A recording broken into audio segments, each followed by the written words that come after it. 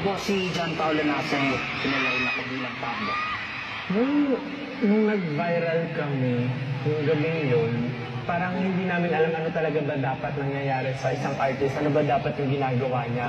So nung nag-viral, parang excited lang, masaya lang, ay wow, na-appreciate ng ibang tao yung ginagawa namin. Parang, it's too magical. Masyadong mabilis lahat yung nangyayari. Parang wala kaming inisip na, wala kami ibang inisip kundi magtrabaho na lang, kundi siguro patunayan na deserve kami dun sa praise and mga good things na sinasabi sa amin ng tao. So parang feeling namin, kailangan pa namin mag-work hard lalo Na kahit anong mangyari, kahit mamatay na sa pagod. every time na apa kami sa stage, kailangan sobrang galing namin.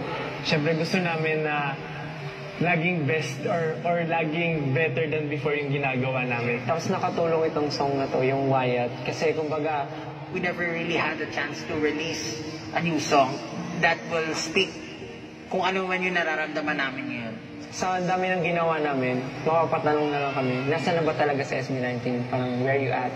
I think yung fears namin pinakauna is siguro baka mawala ng gana yung mga fans namin kasi tagal-tagal na namin hindi nagka-comeback talaga. Ayaw namin syempre na pinaghihintay yung 18, yung mga sumusubaybay sa amin. But then, syempre meron din kaming mga struggles, mga internal problems na kinakaharap. Ayun din yung naging reason kung bakit talaga tumagal yung pag-release namin ng song ngayon. Hindi ko masasabing successful kami kasi para sa akin, feels like we're starting. Nasa first step pa lang kami ng stairs. And we need to take it step by step para nang sa ganun, pag nandun na kami, handa kami at kaya namin harapin lahat ng mga gagawin namin. Siyempre, isipin mo rin yung reason, bakit ka nag-start, bakit mo sinimulan yung dream na yun. Ako, maraming beses ko na naisip na mag-stop. Hindi dahil ayoko na, pero I feel like hindi ako para sa ganito, para sa ganitong industry. Nakaka-stress din siya. And just feel like wala kang freedom, ganun. Siguro yung individualities namin, talagang hindi namin maitatago na totoong iba-iba talaga kami. Tapos may mga times talaga na nagkakaroon kami ng hindi pagkakaunawaan, hindi kami nagkakasundo. Alam mo yung feeling na parang napatapos na yung SB19 na, parang gano'n. Communication talaga yung communication daan talaga para magkabati yung isang tao. And parang yung effort, yung time na napapagod ka, parang isipin mo na lang na sa lahat ng ginagawa mo, isipin mo na lang yung mga tao sa paligid mo na parang naghihintay sila sa iyo. Tapos pinakagusto ko actually pasalamatan yung SB19 kasi before anyone else na maniwala sa amin, naniwala kami sa isa't isa. Kasi parang yung SB19 ng mix eh. Pero I'm very thankful sa lahat ng tumutulong, bumubuo from parang pinakamaliliit na ambag, gano'n. Sa totoo lang, minsan yung pa yung malalaking impact eh. Pag nakikita mo yung katrabaho na they're really doing their job, they're really doing their best, syempre gusto mo rin gawin yung best mo eh. Gusto mo rin pakita kung ano yung kaya mong gawin, kung malalampasan mo yung limits mo. Tinutulungan din nila kami na maabot yung pangarap namin at hindi lang namin, natin lahat. Actually, sila yung masasabi ko na kasi bukod sa artist na umaharap talaga sa camera, lumalabas sa music video, yung mga tao behind camera, sila rin yung mga kumbaga taong importante, ganun. Kasi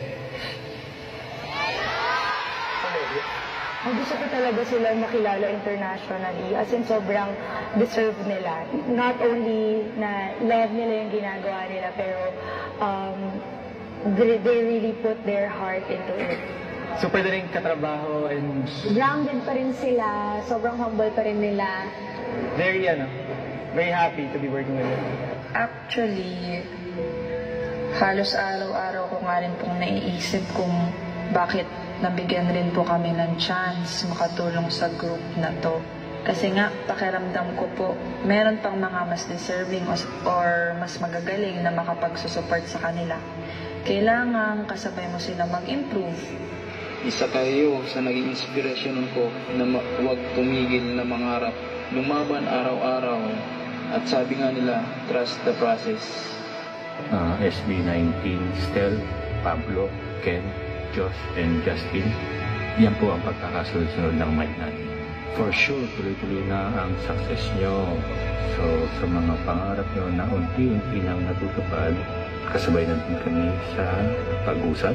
Sobrang worth it and never namin i-regret yung nirisk namin kayo itakas before para magkaroon kayo ng will magpatuloy as SB19. Pakiramdam namin kung naabot niyo yung pangarap niyo, naabot na rin namin ang amin. They're still the same SB19 I first worked with. Same in terms na hindi sila kakain pag hindi ka kumain. Checks on you constantly, nakatulog ka ba, masaya ka pa ba sa ginagawa mo. And of course, the never-ending bangayan at kulitan. We're so proud of you and nandito lang kami para sa inyo. Mahal namin kayo, SB19. So, I salute everyone I salute everyone talaga dedicated sa work nila. Especially yung mga tao behind camera. Hindi sila nakikita sa mismong music video, hindi sila nakikita sa camera. Pangalan lang nila ikapita sa screen, pero sila yung sobrang dedicated sa work nito. And sila yung talagang nahilip sa aming kataas para matulungan kami, para matuloy yung project. Kaya, ayun, sobrang thankful ako sa mga taong tumutulong sa amin. Nung dumating yung 18 sa buhay ko, parang feeling ko yun yung biggest reward na natanggap ko sa buhay ko. Siyempre, 18, maraming naniniwala sa amin, maraming na-inspire sa amin, na nagkukwento na, uy, nakapasa ako ng board, mataas grades ko, yung mga ganong bagay. Sobrang nakaka-motivate yun. Siguro yun yung mga bagay na nagbibigay sa akin ng lakas ng loob na magpatuloy pa dito. Nitong tour na to, sobrang malaki ito sa amin. Sobrang big deal nito sa amin kasi hindi lahat ng grupo, hindi lahat ng tao mabibigyan ng ganitong kalaking chance. Parang gusto ko lang makita yung buong mundo at ma-meet yung mga fans namin na, syempre, alam ko yung pakiramdam ng pagiging fan. So alam ko yung longing ka sa mga favorites mo. And I'm proud na nakatulong na ako sa kanila. Hindi gaya ng dati na pabigat sa pamilya. So, ayun, I'm proud of myself and I know that my parents are proud of me. Yun naman talaga yung goal ko, maging proud sila sa akin. Gusto ko sabihin sa family ko na kumapit pa rin at lumaban pa rin. And ako naman, nandito naman ako lagi to support them. From the very beginning, nire-ready naman namin yung emotion namin pagdating sa family namin.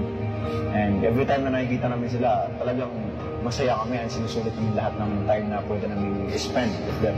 Yung sasabi ko na yung pinaka-memorable experience ko or time ko with my family is staying home with them lang. Kasi kumbaga, sa bahay kasi kompleto kami, masaya na kami na kompleto kami kasama. Parang sila rin yung pahinga mo parang ganun. Kumbaga, after a tiring day, pag uwi mo sa bahay, gusto mo may makakwentuhan ka. Pero iba pa rin yung family pag nandyan yung family mo na laging nakikinig sa'yo kasama mo.